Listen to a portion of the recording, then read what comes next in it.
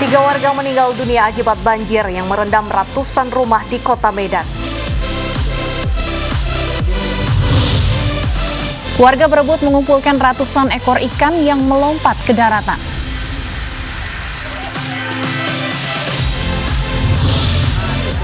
Petugas BKSDA terus berupaya menghalau harimau yang sempat masuk ke permukiman.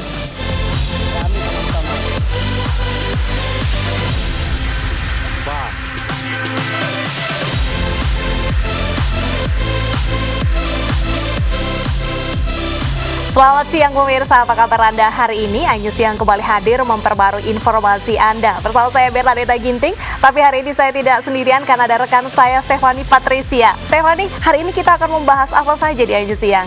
Ya, selain tiga informasi utama tadi, hari ini Ainus Siang juga akan menghadirkan laporan langsung dari Pengadilan Negeri Jakarta Timur, di mana Joko Chandra, Anita Kolopaking, dan Brigjen Prasetyo Utomo akan menjalani sidang tuntutan pada hari ini. Dan pemirsa, inilah Ainus Siang selengkapnya.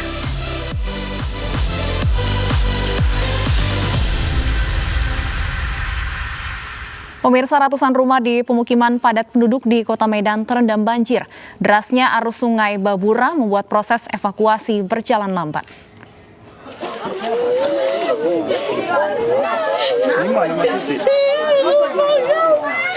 Tolong, ada apa-apa? Warga tak kuasa menahan kesedihan karena keluarga mereka belum berhasil dievakuasi. Tim SAR gabungan mengevakuasi warga korban banjir di Jalan Eka Jaya, Kecamatan Medan, Johor, Sumatera Utara. Semula warga evakuasi mandiri namun gagal karena derasnya arus sungai dan ketinggian air yang mencapai 4 meter. Warga mengungsi di lantai 2 rumah mereka menunggu evakuasi. Satu persatu warga dievakuasi ke lokasi yang aman, sebagian besar warga dalam kondisi letih akibat panik menyelamatkan diri saat banjir datang. Itu tadi situ, Bu. Panik. Jam 11 itu jam berapa? Jam 11 ya, Bu. Terus, Bu, dengan adanya datangnya Bang BPBD ini seperti apa nih, Bu? Hingga Ibu bisa selamat dievakuasi. Ada bantuan kayak gini kan. Tidak nggak tahu juga sampai kapan kan. Iya. Bu, ketinggian air tadi ada berapa meter tuh? Kurang tahu juga. Dalam. Dalam ya. Begitu itu suami kami suruh naik aja naik lagi. Banyaknya warga yang harus dievakuasi membutuhkan waktu cukup lama, terlebih terbatasnya perahu karet yang digunakan untuk evakuasi. Banjir yang merendam ratusan rumah warga akibat tingginya curah hujan yang membuat Sungai Babura meluap. Hingga kini warga mengungsi di sejumlah lokasi yang disiapkan pemerintah setempat. Dari Medan, Sumatera Utara, Aminur Rashid, Ainus melaporkan. Tim SAR dini hari tadi mengevakuasi warga yang ditemukan dalam kondisi meninggal dunia di Komplek Nusa 3, Kota Medan. Korban terjebak di dalam rumah yang terendam banjir.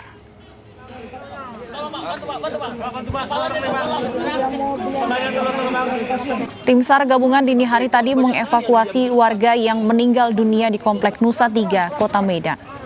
Diduga korban meninggal akibat kedinginan setelah rumahnya terendam banjir sejak pukul 11 malam. Evakuasi berjalan lambat karena sulitnya menembus lokasi banjir karena derasnya arus sungai. Korban selanjutnya dibawa ke rumah sakit terdekat untuk proses lebih lanjut. Evakuasi masih berlanjut sambil menunggu laporan warga yang kehilangan anggota keluarga mereka.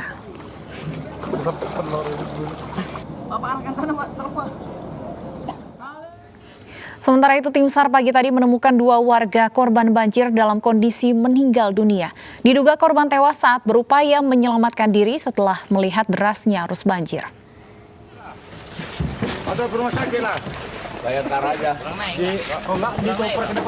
Setelah melakukan pencarian sejak dini hari, tim gabungan menemukan jenazah 1 warga yang tewas akibat banjir di Komplek The Flamboyan. Korban ditemukan dalam kondisi meninggal dunia. Diduga korban meninggal setelah terseret arus banjir dan tidak bisa berenang. Tim SAR juga menemukan jenazah 2 warga lainnya setelah banjir surut. Korban tersangkut dekat pohon di tepi sungai. Hingga kini tim SAR masih mencari warga yang diduga hilang saat banjir merendam tempat tinggal mereka. Masih ada 4 warga komplek De Flamboyan yang belum ditemukan. Ini kemana nih, Taro? Ini bang, apanya bang? Mana? Ada, Seorang korban selamat dalam bencana banjir memberikan kesaksiannya saat bersama 9 rekannya berusaha menyelamatkan diri dari derasnya aliran sungai yang meluap. Hingga kini petugas gabungan masih mencari 4 korban lainnya yang masih hilang.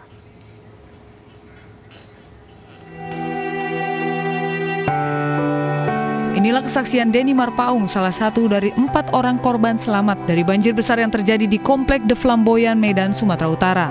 Denny menceritakan saat kejadian pukul 1 dini hari, korban bersama 9 orang rekannya tenggelam dan terbawa arus sungai yang deras pada saat terjadi banjir. Dirinya pun dan ketiga rekannya berenang dan mengejar perahu karet milik Basarnas Kota Medan yang saat itu tengah melakukan evakuasi di lokasi banjir. Dari 10 orang korban, 4 orang dinyatakan selamat, sementara 4 orang lagi masih hilang dan 2 orang ditemukan dalam keadaan meninggal dunia. 10 orang itu terjatuh, ikut ke aliran sungai, 4 tinggal. Jadi yang selamat, yang bisa diselamatkan tim SAR itu kami 4 orang, sisanya 6. Itu awal-awal kejadian bang? Enggak lah, udah di pertengahan naik arusnya, itu sekitar hampir jam 1 lah. Itu kok bisa jatuh kayak mana bang? Ada satu yang nggak tahan lagi kakinya menahan, karena kan kami berdiri cuma di batu tapak gini kan, semenan gini, nggak tahan lagi, tersorong dia satu, nyorong lah ke depan semua. Tim gabungan Basarnas dan BPBD Provinsi Sumatera Utara saat ini masih melakukan penyisiran di Sungai Belawan untuk mencari 4 orang yang masih hilang. Dari Medan, Sumatera Utara, Ahmad Ridwan Nasution, iNews melaporkan. Ya, Deta dan juga pemirsa, hingga siang hari ini tentunya upaya evakuasi warga korban banjir di Kota Medan, Sumatera Utara pun masih terus berupaya dilakukan oleh tim SAR. Betul sekali, dan tadi masih ada 4 korban yang masih dalam pencarian, Stefani dan juga pemirsa. Dan untuk mengetahui bagaimana kondisi terkini dan juga evakuasi warga sudah bergabung bersama kami Bapak Zul Indra. Selamat siang Pak Indra. Selamat siang Bu. Baik, Pak Indra, untuk korban yang masih dalam pencarian apakah sudah ditemukan saat ini? Hari ini kita menemukan 1 korban lagi, Bu. Artinya masih ada 3 korban lainnya, Pak, yang masih belum ditemukan atau ada penambahan korban hilang? Masih yang kita ketahui, Bu, itu 6 korban. Baik. Jadi 4 sudah diketemukan ini, Bu. Baik, apa penyebab dari banjir ini, Pak? Apa karena hujan yang cukup deras atau memang aliran ataupun juga struktur tanah di sana yang longsor? Memang akhir-akhir ini cuaca sangat ekstrim, memang hujan Bu. Pada sore hari ada hujan, di hulu juga hujan Bu. Bagaimana? Iya silahkan Pak. Jadi dampaknya air dari hulu naik gitu, menuju ke hilir. Baik, Pak Indra, bagaimana kondisi ketinggian banjir siang hari ini? Hari ini sudah surut Bu. Baik, untuk warga yang mengungsi saat ini apakah sudah ada posko-posko pengungsian bagi warga? Sudah ada Bu poskonya di balai desa. Jadi untuk sebagian warga lagi pembersihan rumahnya masing-masing. Baik, berapa posko yang dibangun dan berapa jumlah warga yang mengungsi ataupun terdampak, Pak? Kalau terdampaknya Bu ya, itu ada di sini sekitar 500 rumah. Tapi kita belum terdapat data untuk berapa kakaknya gitu. Jadi yang kita evakuasi itu ada 25 kakak sudah Bu. 25 kepala keluarga ya Pak. Sejauh ini apa bantuan yang dibutuhkan oleh warga di pengungsian? Kalau jelas itu bantuannya air bersih, makanan, seperti itu. Baik.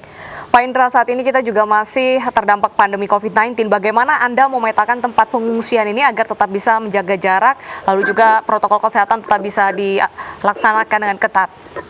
Kalau kita Bu, kita khususnya evakuasi, jadi kita serahkan nanti ke BPBD Pemprov Sumut untuk mengatur itu Bu. Baik, Pak Indra, kembali kita bicara mengenai korban hilang. Apa yang menjadi kendala untuk menemukan korban hilang? Kendalanya Medan Bu, karena dampak banjir ini banyak memang sampah-sampah ya, pohon-pohon yang tumbang seperti itu. Berapa personil yang diturunkan Pak untuk melakukan evakuasi? Kalau kita dari tadi malam kita turunkan 2 tim, ada 15. Baik, terima kasih banyak Pak Indra sudah berbagi informasi bersama kami di iNews Siang. Semoga korban yang hilang ini bisa segera ditemukan. Pemirsa, 2 pemuda babak belur dihajar massa setelah tertangkap mencuri sapi di Desa Cangaan, Gresik. Kedua pencuri tersebut selamat setelah diselamatkan polisi yang bersusah payah menyeruak di tengah massa.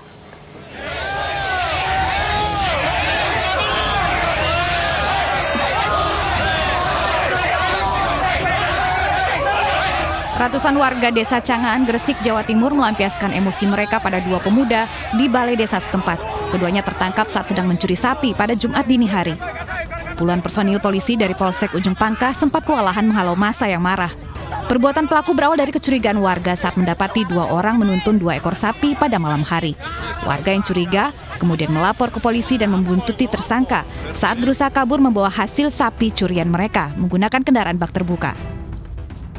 Mereka melakukan aksi di dini hari dan ini sampai ke saat subuh, dan ini adalah saat-saat yang memang rawan terjadinya tindak pidana kejahatan. Kedua pelaku kini terancam hukuman 7 tahun penjara.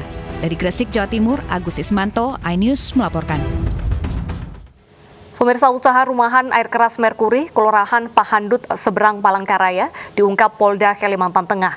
Industri tersebut telah berjalan selama setahun dan dipasarkan ke penambang emas di 3 kabupaten.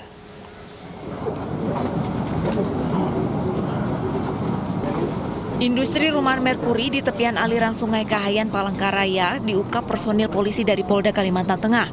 Pelaku ditangkap bersama 4 anak buahnya di sebuah rumah di Desa Kahayan. Dari hasil penyelidikan polisi, pembuatan dan perdagangan merkuri ilegal telah berlangsung selama 1 tahun dan dijual kepada penambang di 3 kabupaten, yaitu Kabupaten Katingan, Gunung Mas, dan Kapuas. Merkuri tergolong zat kimia berbahaya yang jika digunakan secara masif akan berdampak bagi kerusakan lingkungan serta kesehatan warga. Tapi dampak dari merkuri ini kalau digunakan secara masif, maka akan merusak lingkungan dalam jangka yang panjang, kemudian bisa mengganggu kesehatan masyarakat, apalagi masyarakat kita sebagian besar ini hidupnya di sungai dan menggunakan dan memanfaatkan hasil sungai seperti ikan-ikan, ini berbahaya bagi kesehatan. Atas perbuatannya, pelaku kini terancam hukuman hingga 5 tahun penjara. Dari Palangkaraya, Kalimantan Tengah, Adesata, iNews melaporkan. Karena cemburu, seorang pria di Desa Tangkil, Sragen, Jawa Tengah menganiaya kekasihnya. Tidak hanya itu, pria yang kerap keluar masuk penjara tersebut juga nekat membakar motor sang pacar.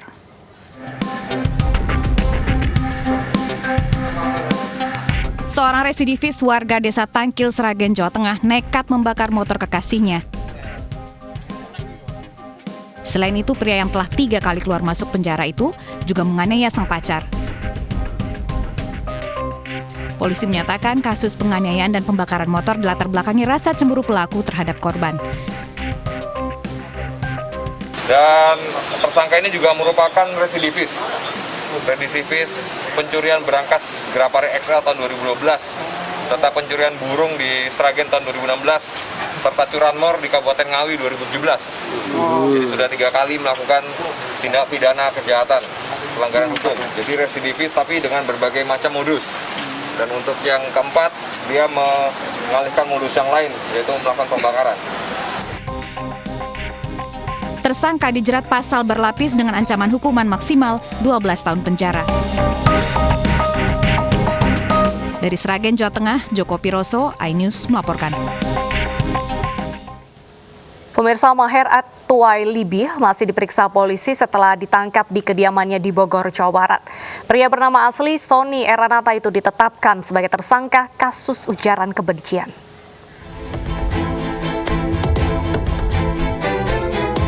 Bareskrim Polri menangkap Maher At-Tuwailibi di kediamannya di kawasan Bogor, Jawa Barat, Kamis dini hari. Maher alias Sony Eranata ditangkap atas beberapa laporan. Salah satunya terkait dugaan tindak pidana pencemaran nama baik terhadap tokoh Nahdlatul Ulama Habib Lutfi bin Ali bin Yahya. Saat itu Maher mengunggah foto Habib Lutfi di akun Twitternya dan dianggap melecehkan. Gus Miftah melalui akun Instagramnya menyayangkan cuitan Maher yang dianggap menghina Habib Lutfi. Saya jadi mikir, ada apa dengan Anda? Di satu sisi diminta untuk menghormati habaib, sementara di sisi lain Anda menghinakan habaib. Saya diajarkan oleh guru-guru saya untuk menghormati zuriyahnya Rasulullah Muhammad SAW. Kenapa? Karena mereka adalah ahlu baitil Mustafa Tuhuri. Mereka itu adalah ahli bait yang suci. Bahkan dikatakan la yuhibbuna ahlul bait illa mukminun taqi, tidaklah mencintai ahlul bait kecuali mereka orang yang beriman dan bertakwa. Wala yabghaduna ahlul bait illa munafiqun saqi, dan tidak membenci ahlul bait kecuali mereka orang munafik dan orang-orang durhaka. Maher kini ditetapkan sebagai tersangka dan dijerat Undang-Undang Informasi dan Transaksi Elektronik atau ITE. Tim Liputan iNews melaporkan. Maher Atuwailibi ditetapkan sebagai tersangka dalam kasus ujaran kebencian. Untuk mengetahui perkembangan terkini, kita sudah terhubung dengan Gebi Natasha di Mabes Polri Jakarta. Selamat siang Gebi, apakah ada informasi terbaru terkait penangkapan Maher Atuwailibi kemarin dini hari? Data dan juga pemirsa, saat ini awak media masih menunggu perkembangan lanjutan dari kasus penangkapan Ustadz Maher Atuwailibi yang ditangkap pada hari Kamis 3 Desember 2020 kemarin. Karena memang dari pagi hari tadi hingga saat ini belum ada keterangan lebih lanjut terkait perkembangan kasus tersebut. Namun informasi yang dapat kami sampaikan, yakni kami mengetahui bahwa Ustadz Maher Atuwailibi ini sendiri sudah ditahan di rutan Barreskrim Mabes Polri hingga 20 hari ke depan. Dan untuk perkembangan lebih lanjutnya nantinya akan disampaikan pada konferensi pers yang rencananya akan digelar oleh Barreskrim Mabes Polri pada siang hari nanti. Dan selain itu, Ustadz Maher Atuwailibi ini sendiri ditangkap pada hari Kamis 3 Desember 2020 kemarin atas kasus dugaan sara yang terdapat pada postingan ataupun cuitannya di akun media sosialnya yang dianggap menghina ataupun penghinaan terhadap Habib Lutfi bin Yahya yang merupakan kiai dari Nahdlatul Ulama.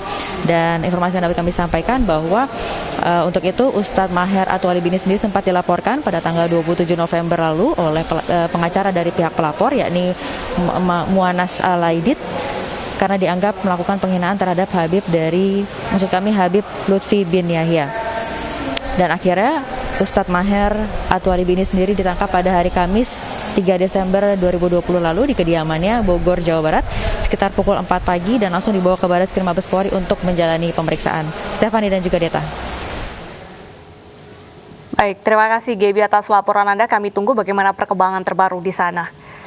Pemirsa, 33 orang guru sekolah Madrasah Aliyah Negeri 22 Palmerah terkonfirmasi positif COVID-19 setelah berwisata ke Yogyakarta dan Semarang. Kami akan hadirkan informasi selengkapnya usai jeda berikut.